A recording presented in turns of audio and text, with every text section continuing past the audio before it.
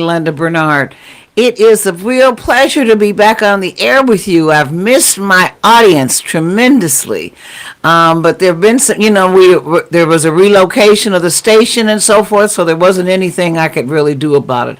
But now we are once again cooking with gas. So it's my pleasure to welcome you back here on Chop It Up with Attorney Linda Bernard. We're live streaming on Facebook, YouTube, Twitch, and Twitter, and any other prominent social media platform. You can follow us, share information concerning us, comment on this broadcast to us at any time at WJZZ Cool TV, the coolest station in the world.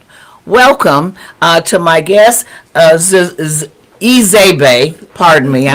My understanding, I'm going to ask her about the origins of her name in a minute, but Izebe Namindi, for your information in terms of my listening audience and viewing audience, the name Namindi is a very, I'm sorry? Inamdi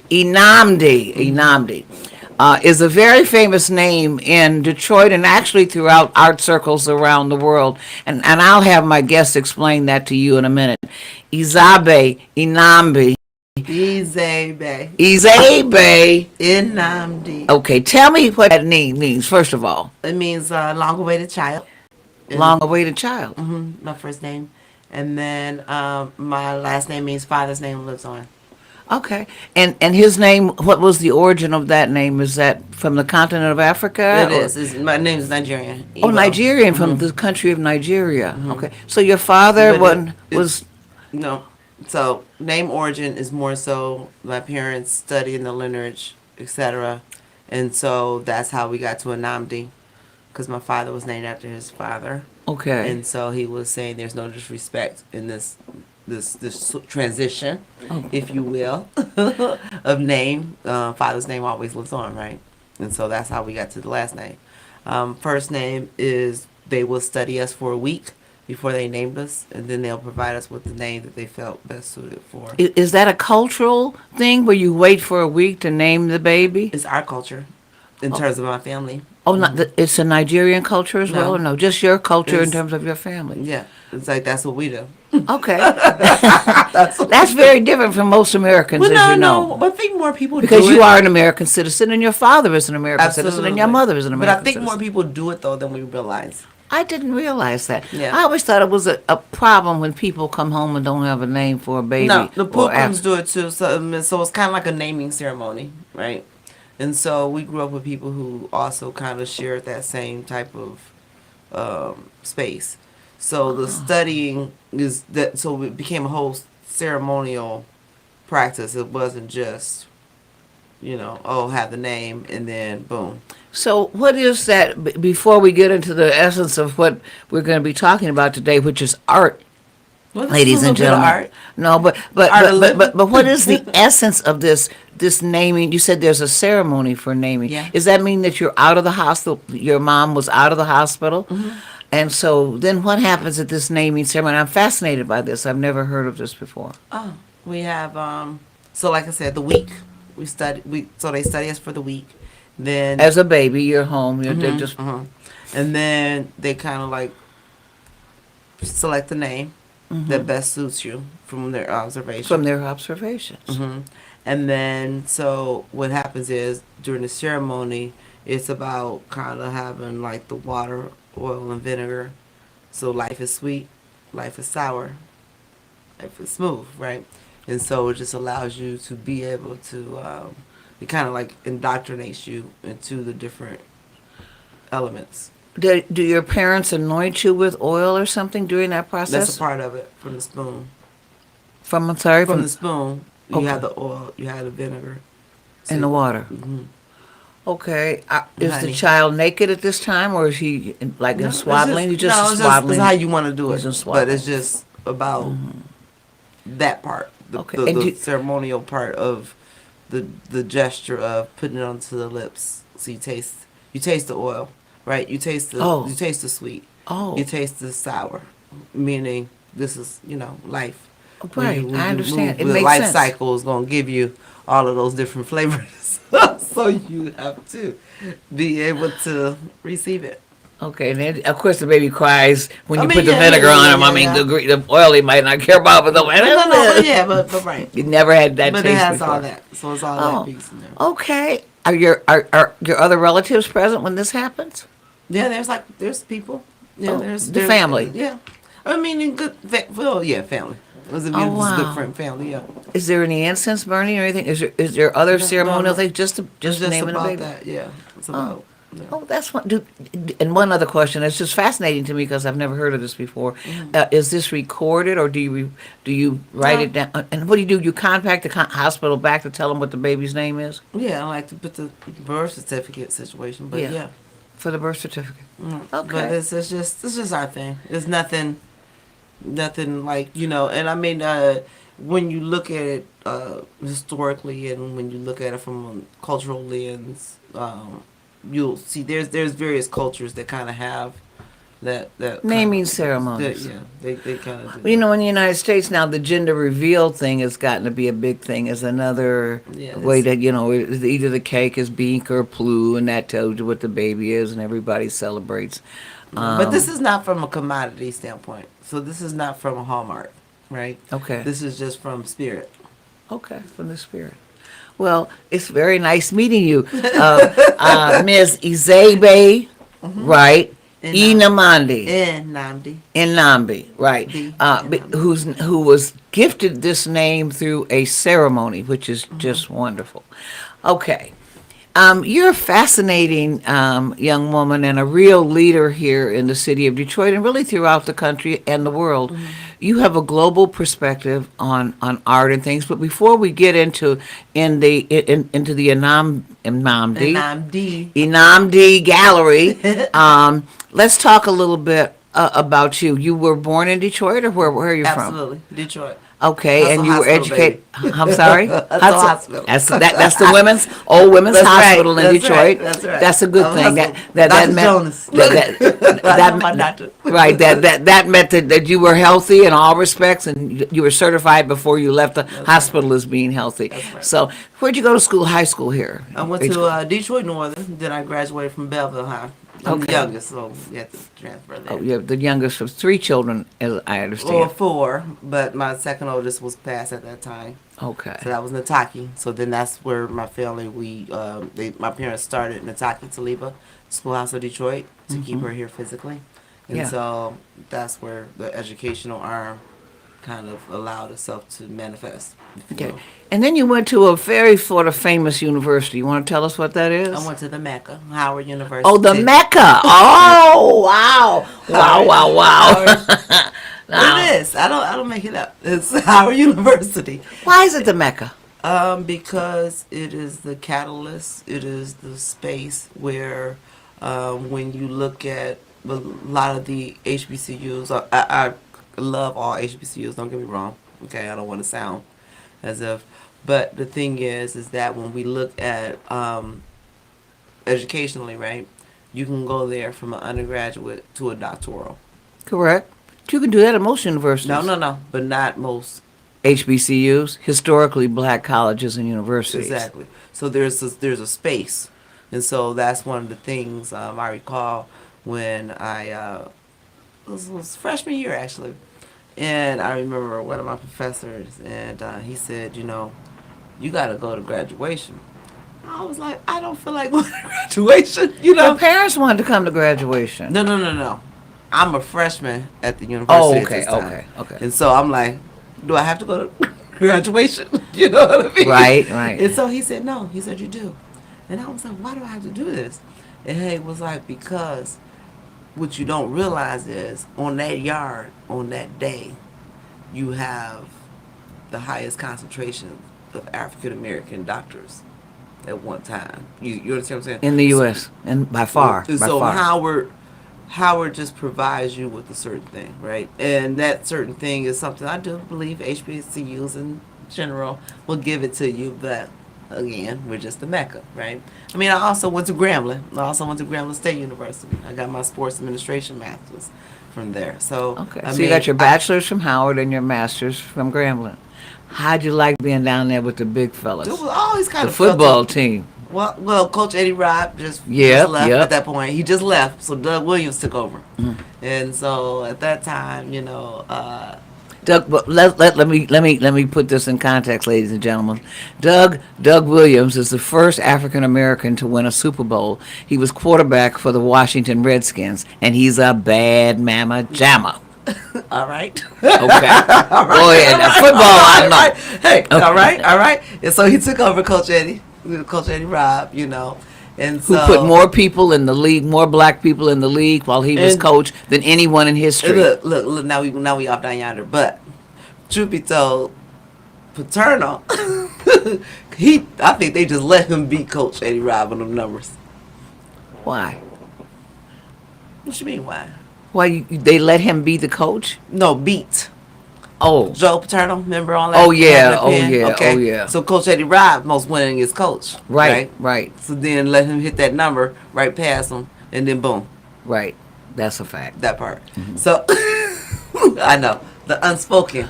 So how did you? It's So you spoken. went from an urban city, and at that a very vibrant, booming city, to the country, What do you mean when I went down to the Grambling. Well, I mean, from two urban cities, from Detroit and Washington D.C.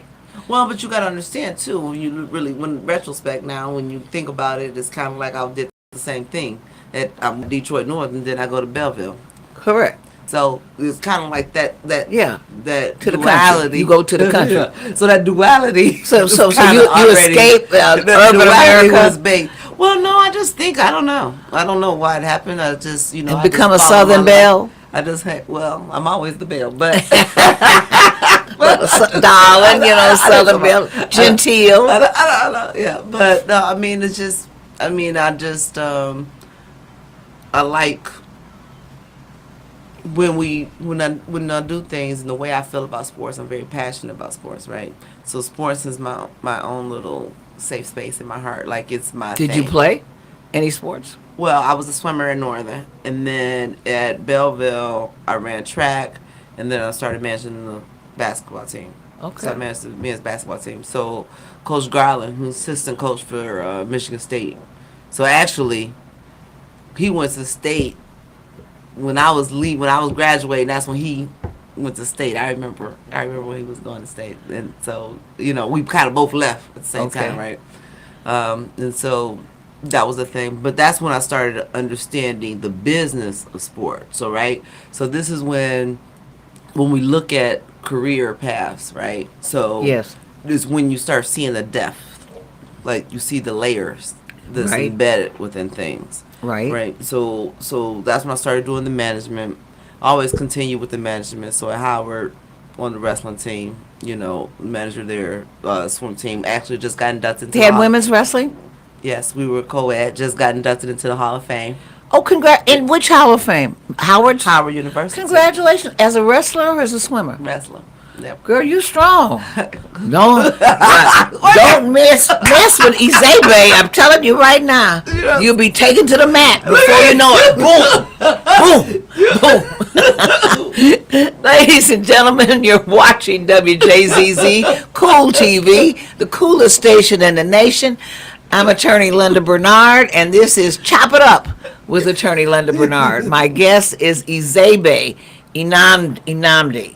By the way, I had never when I'm saying your father's name, I never have a problem. Whose name is George. Well, it's okay, but that's the difference. But I'm not used to your name. I mean, he has a typical. He's an English British name, George, and so yeah. It's funny because we all have we have these African names. We siblings, my siblings, and it's funny because it's like my parents. They're George and Carmen. Oh wow. So like George and Carmen, Yeah, that's a beautiful name. Yeah, it is. No, but it's just they're like those names, but they're those names that are actually They have British names, but and they're you- pillars. They're undercover pillar names, and sometimes I have this little, just my own little thing right now, but like the whole George Floyd Yeah. movement, and so I have this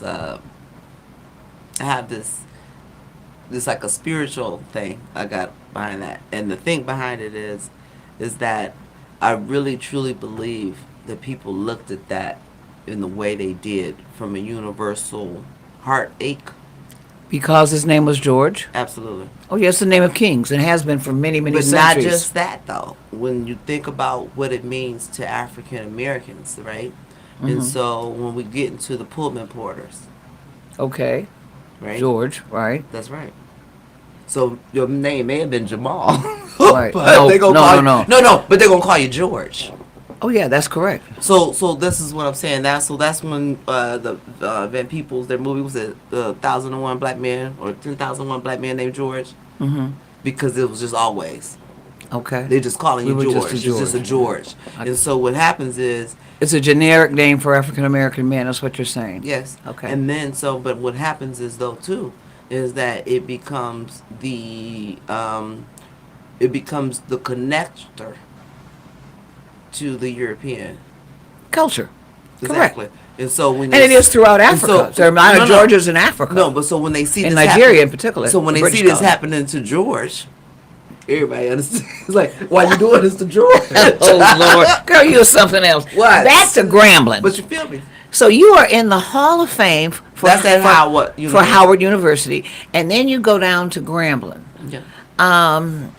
What was that like for you? I've never attended an HBCU. My parents are from Mississippi, so I'm very familiar with the South. I and went down spent to a lot Piney of time Woods. down You there. know Piney Woods, Mississippi. Oh, I know everything Piney about Woods. Mississippi. I was Yeah. in Piney Piney Woods. I Woods, did right. Piney Woods. I always Yeah. encourage that boarding school. I'm just putting that little note in there. But I do. Okay. But okay, Every so now and then, you know, so- I think so- somebody need it. so you were in sports in Grambling. So you went down because of your interest in athletics, Yeah.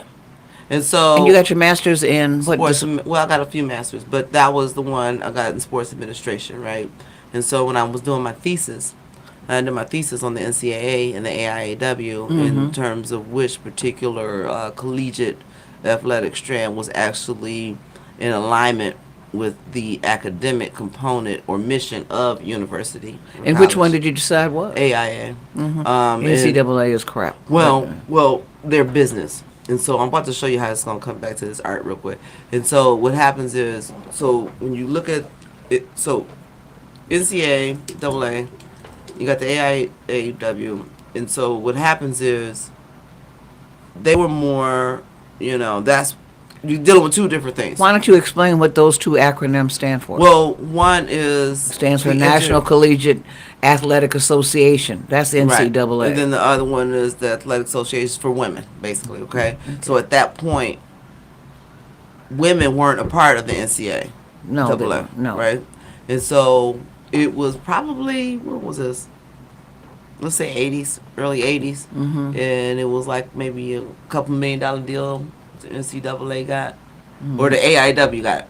And then that's when the NCAA elected to bring women Absolutely. into the fold. Of course. right? It was all about the Benjamins, baby. Don't get it twisted. Whenever we get And so- included. and so that's it's the for- commodity, 'cause right? we're a So that's commodity the and we're commodity sale- situation. saleable. So, but doing that thesis and understanding the depth of both entities, right?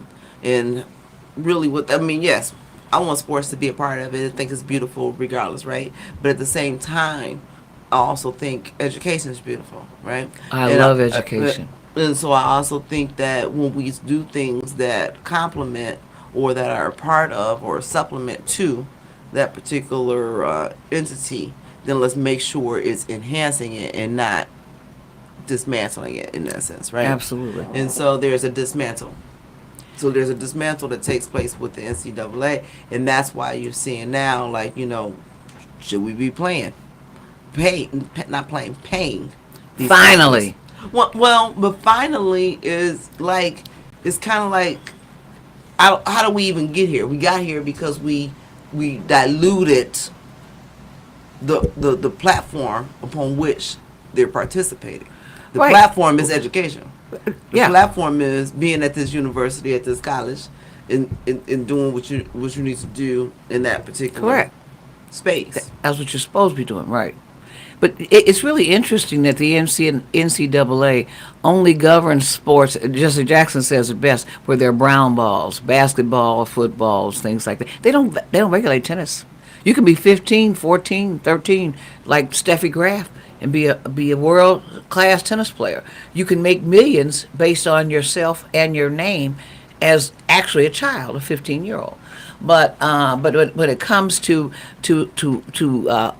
predominantly sports that African Americans play, football and basketball, here comes the NCAA to get their take from the universities, because it's $1 billion enterprise at Michigan and all the Big Ten and all the big universities in the country, as you know. But that goes back to the commodity sector. Correct. And so this goes. Jesse says we've gone from picking cotton to picking basketballs and footballs.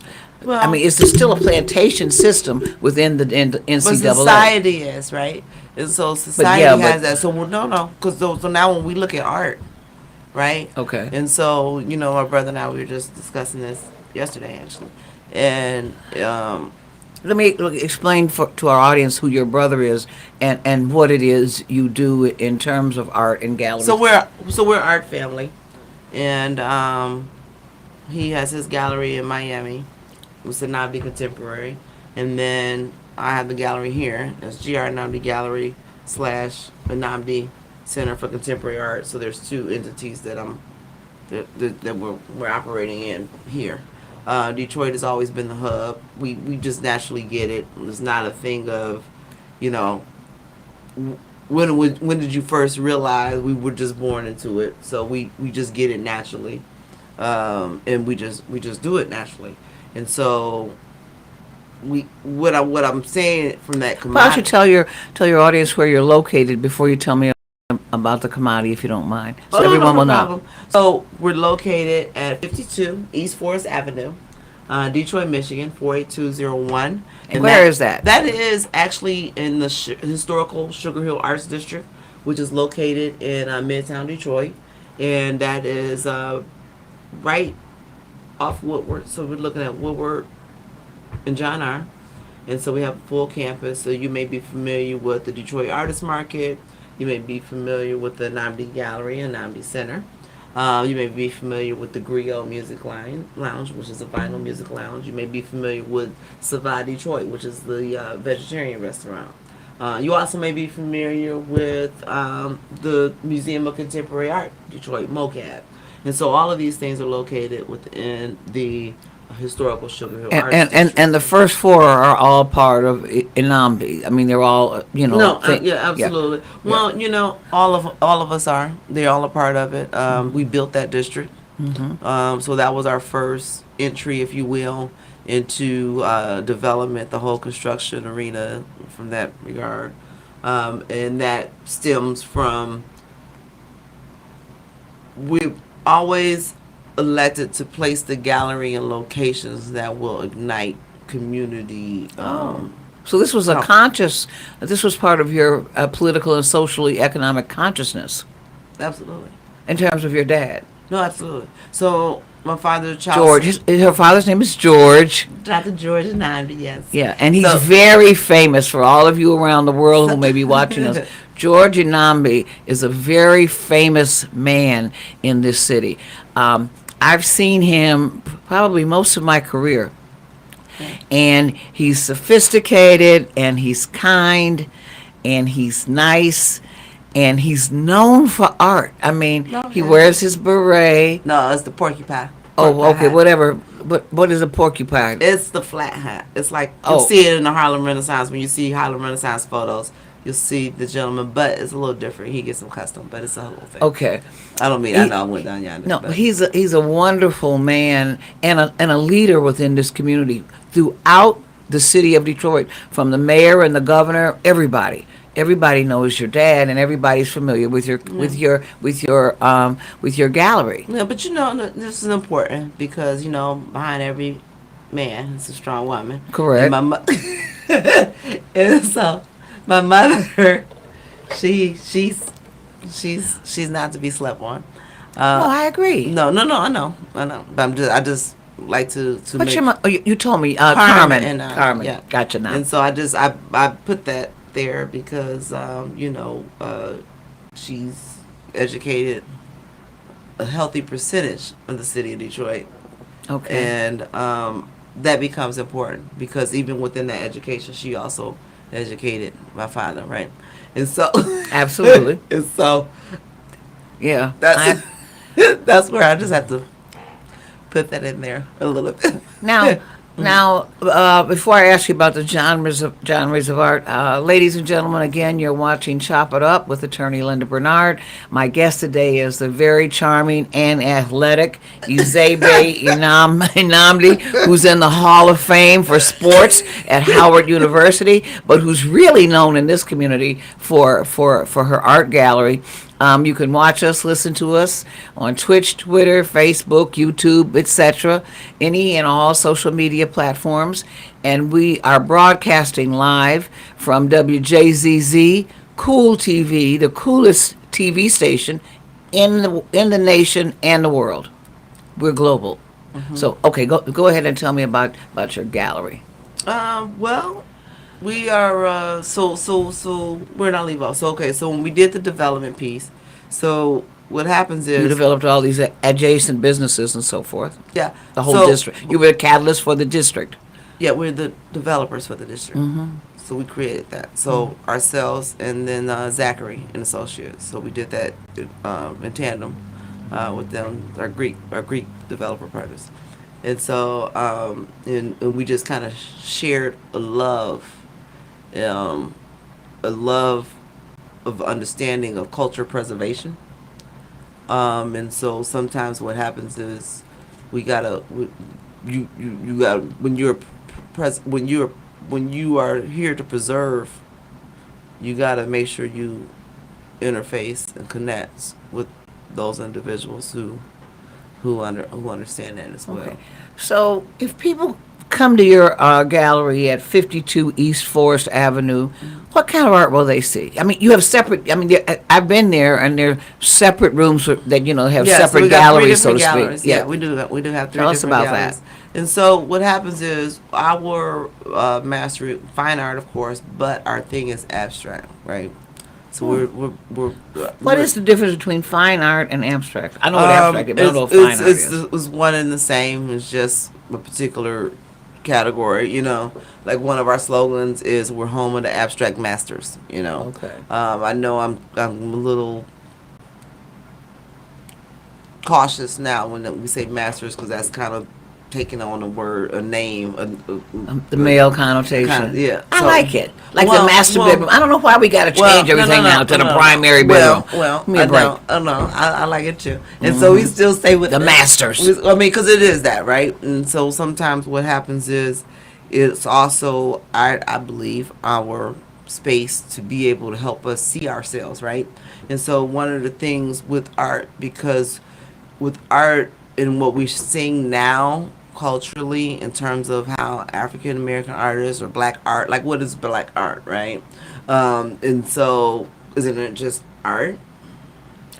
No, and you answer the question. I can't answer. I'm not. No, but my thing qualified to is, answer it. my thing is, It is art, but black art, and then there's I'm calling you it just saying the historical artist art. is black. You just saying the artist is African American, Okay. right? Yeah, So, but I think black art also depicts generally black people. Like Not if we necessarily. let me ask you a question: Is there a difference between Asian art or Chinese art or when you Indian break art, when you break it by- down like that, by culture? typically there are certain things culturally that you might see, right? But then at the same time, you're really doing it because of the artist's culture, that race. that's correct? So But like if I say Picasso, I like did you know Chinese Picasso? art- But did you know Picasso studied in Africa? That's where he got his technique from. Is Africa. I didn't know that. Exactly. So when you look at Picasso's work, and now you know this. It looks abstract to me. But when you look at it and when you see it, then you'll start seeing the African features on those wooden sculptures that you see. Okay. Think He about was Italian, right? but when you Picasso? start moving, when you start That's what influenced him was the continent of Africa, but sometimes we take ourselves away from as opposed to Italy. no, but we take ourselves away from the foundation of things, right? And so this goes back to the commodity component. Okay. And so right now, and this was the conversation I was having with my brother, is like, we don't do this to flip art. We don't want you to collect to be your art flipper. Now that may be your thing, but you're gonna probably lose, right? Because there's not gonna be any money that really you're never gonna get your money's worth off the flip. Okay. So You get you might into get- collecting? Yeah. What's the difference between flipping and collecting? Because you might say, okay, you buy this piece, $2,500, a couple years, like a few years, you're like, can I get this? Can I get 10? Can I get 10 off this? But then you're gonna kick yourself 2 years after that sale on that 10, because then that same artist, you're gonna have to have plus 10 to get one back. It's right, kind of like to get the same artist, but I understand. So it's kind of like, but then the other part is that art is about culture. It's about the preservation of culture. So when you look at societal activities, so that's why when you look at the hieroglyphics, when you look at all these different art forms, right, they're there to preserve the culture. They're telling a story. And so this is what About becomes that culture. And Whether so- it's Chinese or Egyptian or But African this is what American. becomes important, and this is why we have to continue this throughout our generation, at least from my family legacy standpoint, is that we will be continuing this. And it's not like I'm going to make my nieces do something, right? I'm not going to make them do it, but they're just going to want to do it anyway, because that's what we are. We're built to preserve. We're built to provide that platform. We're built to ensure that our people tell our story, right? And so Okay. what happens is, so when you don't allow art to flow within your community properly, then you allow somebody else to tell your narrative. That's a fact. Right. If you don't tell it, somebody else will, and they'll give it their spin, Exactly. and not perhaps the real spin or a Exactly. legitimate spin. Exactly. My brother gave the best analogy. I never thought about it. He gave the best one. And it's like, think about it. The person that, what did he say? The person back in the day, all right, we in Egypt, 1800s, something like that. Okay, right? 1800s. I just thought it, I'm could be okay. even earlier. We can go BC. You know what I'm Right, saying? right. You go BC, right? There were black cowboys, there were We can Egyptians do before all that. everybody, We right? can do all that, right? The continent was there before So, everyone. but here's the thing. It's a turmoil. I got a really big house. You come to me, you like, Zay, you gotta hold my stuff. You know what I'm saying? So I'm holding the stuff. I'm holding everybody's stuff. Cause at that time, right, in this space, my arrangement allows for me to be able to store it in a Okay. certain preservation. See, that's what you're doing, Art. You're preserving. You're Okay, preserving culture. okay. You know, you can go into it from an investment, you can go into it from whatever, but you're never going to be able to do what you think you're doing in that arena, because the people that are doing that, you can't even afford. Okay, The art. that's what I'm getting ready to ask you that question right now. You Who can't. are the top African American artists in terms of the value I don't of know. their? I don't know, really, honestly. Well- And I'm saying that because I'm talking about in terms of just the price point for their work. I know, and I say I don't And know. I know, but you're sidestepping the question, aren't you? Yeah, no, Why? I'm not. I'm not sidestepping as much as I'm just saying I don't know. And the reason why I don't know is because my view on it, I know your view. this person, I know, but this person, I mean, they may have a thing that's going for $500,000. Yeah, but like, who would that be, for example? What African American artist can you think You got of? the Derek Adams. You got your Derek Adams? Yeah, What he's kind of not work a- does he have? I mean, his abstract. I mean, everybody. He's They're all good, okay. but it's not that they're not. This is the challenge. That's the challenge. Okay, so he's abstract. Derek Adams they might all be. are. Carrie is like Kende Wiley, right? Who? Kende, the one, the DIA. He's on the horse, the man on the horse. You know, Okay. they're traditional. See, I'm familiar with some, like Bearden. I know, but that's the old school part. That's old school part, right? So No, tell me but the old school, new school. Bearden. That's the only name that came to mind. No. But you still got your Beardens, you got your Alleys, you got your Nannettes. You Wait a got minute, Allie meaning who? McGee.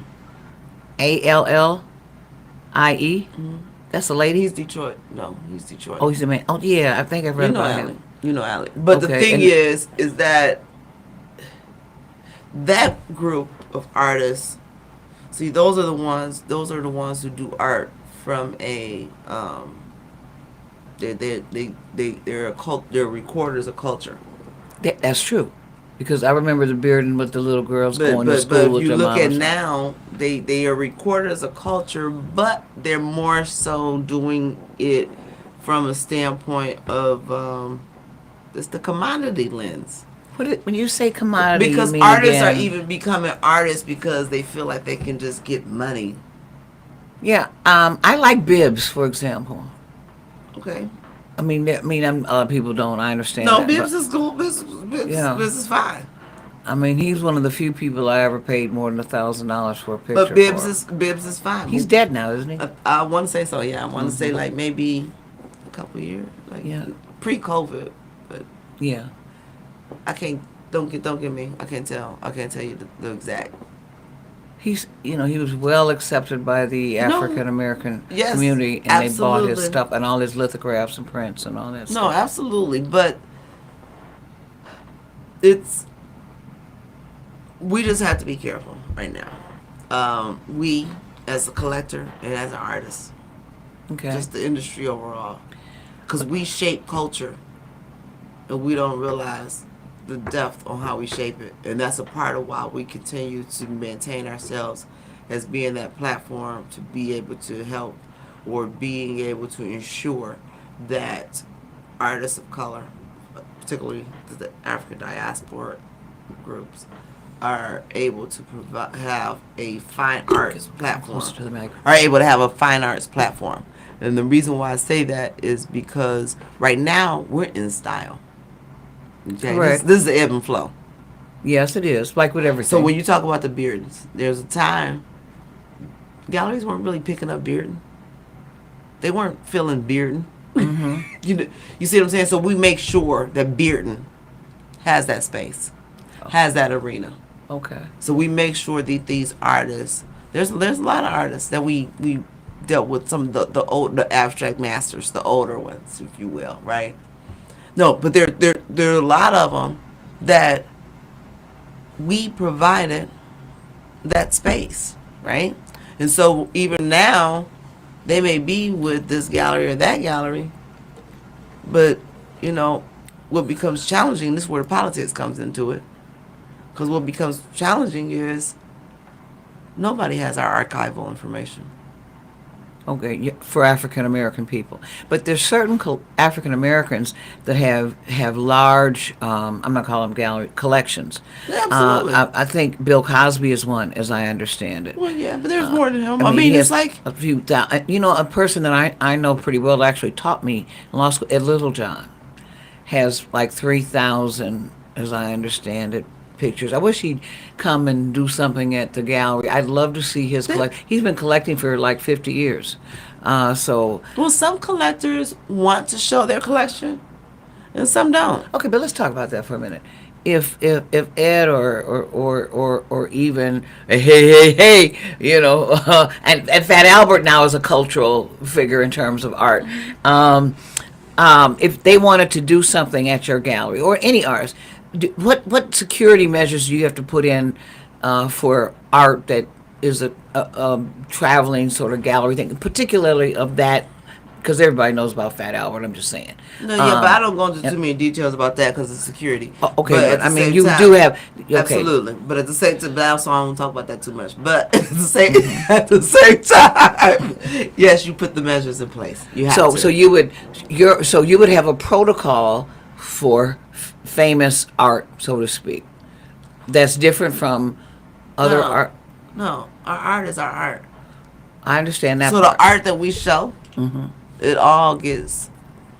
So what you may I mean, you may have an artist. I mean, if a $500,000 piece, what you just Right, said but then earlier. that's where that's your bandwidth on your insurance, right? Yeah. So you start moving, but everything gets handled with the white gloves. You understand? Well, tell people what that means. Well, You don't touch it with your fingers. well, that I means can't what, grab what it. it And, means is you handle it with care. Let's just go. absolutely, but also you don't even let the Yeah, oils of and your so body get on the. and that's why you actually do wear white gloves. and that's why when you go to galleries, museums, whenever you're looking at art and they're like, don't touch the art, it's because you can't have that, because that also disrupts the integrity of the originality of the piece. Correct. You see? And so that's where you have to have that balance. Speaking of that white glove approach with respect to art, what's your take on the recent, if I'm calling it, attacks on art around the world, where people are gluing themselves to? I think they did something to Mona Lisa. They did something to somebody else in London, in the London Art Gallery. I gotta tell you, I missed as a it. protest. So then they, of course, I know, well, how do you keep that? Well, you watch people, but you can't watch in a big gallery. You can't watch everybody all the time. Yeah. But what do you think about what's happening? How people are using art now, defacing of art for political reasons? Well, you got to remember, art has always been political. Okay, well, okay. Because it always preserves. So when we talk about cultural History preserves history. the history's always politics embedded in it. So when you look at, you look at your religious figurines. I know we would like to say religion and politics are separate, but at the same time, No, they're not. But They never have been. Okay, Because the but Catholic Church rules the I'm world. not saying it. I'm just Yeah, saying yeah. it. I'm not saying it. So when you look at from the religious standpoint, we look at it from the political standpoint. When you look at it from just your social interaction, what does a community look like today standpoint? All of those things end up connecting to that, right? I have a question for you. You said earlier, you mentioned how you felt that there was like traditional art, which you call, for all practical purposes, old school art, like Beard and stuff. And then you said Just artists. now art is abstract. All of the art is abstract. We've always dealt with abstract art. Beardens are abstract artists. They're all abstract. I know, but I just what do get- people get out of abstract art versus Themselves. why not beyond that? I mean, versus a pleasant scene or a beautiful portraiture or the scene of a lake of trees. Well, that's the and thing about artists. or It's the like, moon or the it's sun. like what do you connect with? The I can't- person that's viewing it. Yeah. Oh, so okay. And there's sometimes, and And that's people why connect with abstract lines, pictures, all Well, kinds I mean, of yeah, goobly goop, yeah. so to speak. Yeah. Sometimes we don't know, we don't understand even when we're looking at a figure. It can be abstract. Right, and I want to talk about that too because art takes. I've been focusing on portraits and pictures in terms of art, but art has many forms. And before you tell me what those various forms of art are, ladies and gentlemen, I want to let you know again. You're watching Chop It Up with attorney Linda Bernard.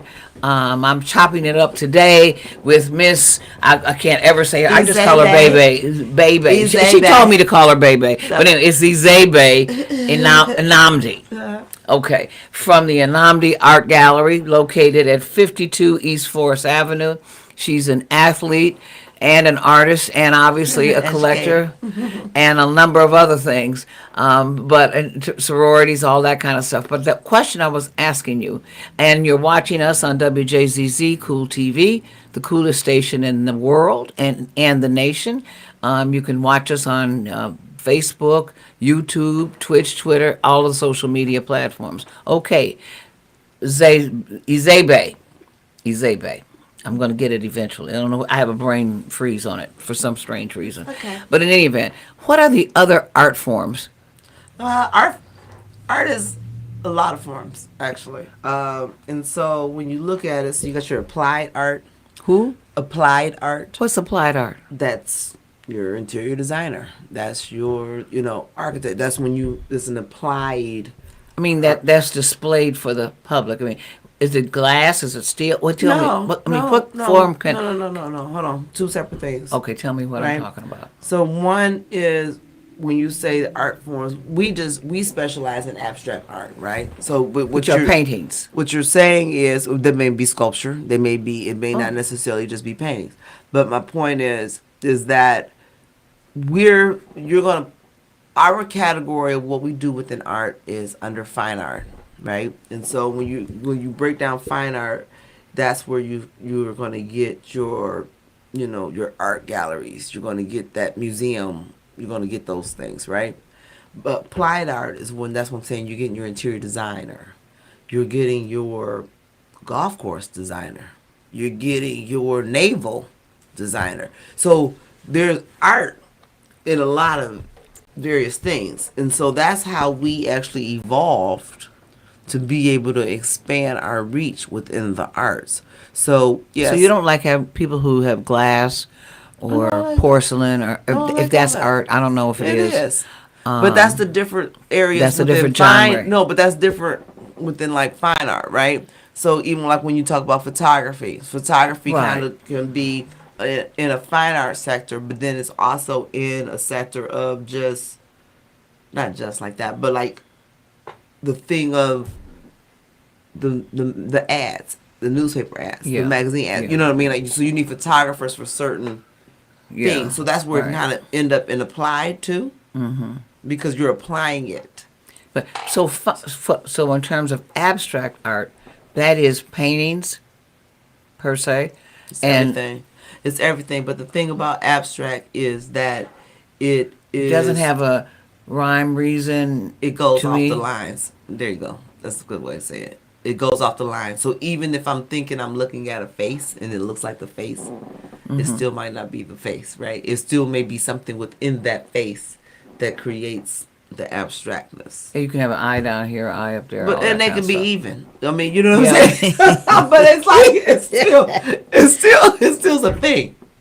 It's a thing. I like the colors associated with abstract art, and There's no specific color. yeah, that's what I like. Like I mean, the artists that we have, I think I showed you the other day. The Yeah. artists that we have there, from like Haiti. My- You have a yeah, Haitian yes, that's Haitian right. artist right now. Now the thing I like about him is What's his name for our Stefan Obwat.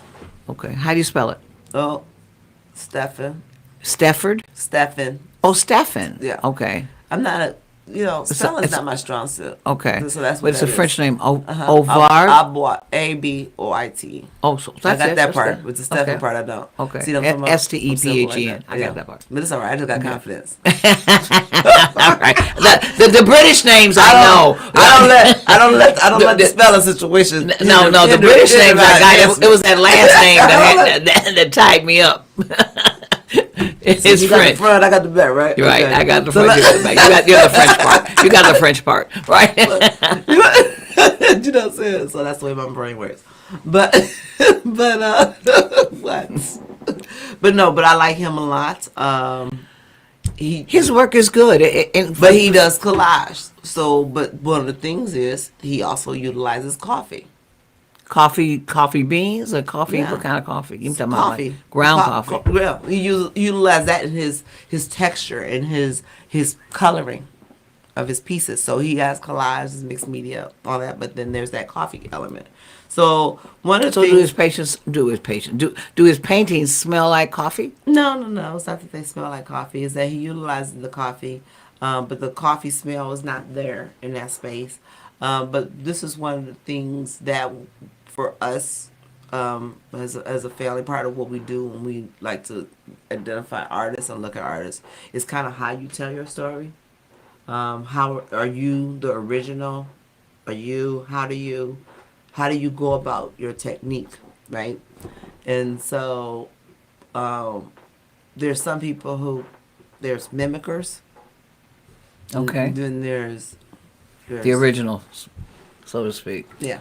So what made you excited about this artist from Haiti? Haiti's a Well, country that has so much strife. I mean, I like they're the way legitimate. he tells his story from refugees. the spiritual. I like the way he tells the spiritual space of his story meets the historical lens, right? So the coffee comes into play because of the whole British, right? Because of the European, that's the coffee plantations in Haiti. So Okay. he always keeps that connectivity of understanding Okay. the Haitian history to Okay. what we're doing. If someone was interested in having their work shown at your gallery, How do they go about that? Why don't you explain to? Well, Because a guy stopped me the other day Oh, okay. with a. He was just in the park. I was at the grocery store, and he said, "I'm an artist." As a matter of fact, he gave me his card. I'll have to give it to you. And he said, "I'm an abstract artist." And I said, "Are you selling your art?" And he had this big painting on the back seat of his car. And he said, "Yeah," and it was good actually. I was shocked. Young brother. I mean, I just thought it was going to be a piece of junk, but it was nice enough to buy, in my opinion, for what it's worth. But if a person wanted to, it's called show their art. What is not? It's not exhibit their art at your gallery. How do they go about that? You submit your people. You send slides and submit them, and then that goes to a committee for review, and then we'll put that into the rotation if it fits, or if it doesn't fit, Okay. we'll suggest Okay. what we think would be a good place for you to. And when people exhibit their art, they're interested in selling it, correct? Obviously, Yeah. like anything else. Yeah. Right. The exhibition is for purposes of Well, sales. yeah. So one of the things, and I'll be remiss, and I don't mean it like that, but one of our other slogans is "We art snobs." Okay. So who Art snob. Well, you can see I'm not a coffee snob. This is from the gas station. You know, no, I have girlfriends who say only drink Starbucks. I'm a coffee snob. I say that because it becomes important to understand, you can't be, and this is actually true for artists, you can't be for everybody all the time. I agree. Because if you are, then you dilute your value, right? Absolutely. And so this just becomes important overall. But we recognize that all artists are artists. We recognize that everybody's an artist, truth be Okay. told. All right. And then we just play within the boundary of what is going to be, we have to manage ourselves, right? Absolutely. So what is going to be complementary to what we're providing to the community? Okay. You know what I mean? And then, and when I say community, I'm not just talking about the Detroit community, but I'm talking about and beyond, global. Right. It's everything, right? Not just, Can people see your art or view your art online? yeah. We'll put some pictures up, but it's not like we don't do virtual galleries. No, that's good. I'm glad you don't. I don't like that. I think it's Well, that's actually, I like some during the pandemic, like this guy that you said, that something about him, the Haitian gentleman whose art you're currently displaying, which are beautiful pieces. Actually, I like his work, Yeah. and I never thought I liked abstract, but it's impressive. yeah. So my brother was going to be doing a piece with him down at Art Basel, and then another I'm sorry, artist, what? Art Basel in Miami, that's coming up on November 30th through the Okay. December 3rd. Okay. So we'll be Well- down there, and then Tylon Sawyer, he's going to also have some pieces down there. Okay. Yeah. Well, I want to thank you for joining me today. Bebe. No, I'm teasing you. No, say your name again for our audience. So I won't. Izebe and Namdi. Right, so I won't mess it up It's okay. for like the 20th time. I want to thank you for joining us on WJZZ Cool TV on Chop It Up with attorney Linda Bernard. It's a pleasure meeting a woman as accomplished as you with your energy and enthusiasm for artists. Thanks, ladies and gentlemen. Let us know what you think. Thank Call you. or subscribe or send us a note. I'd be interested. Thank you. And thank you, Thank you. Zanabe.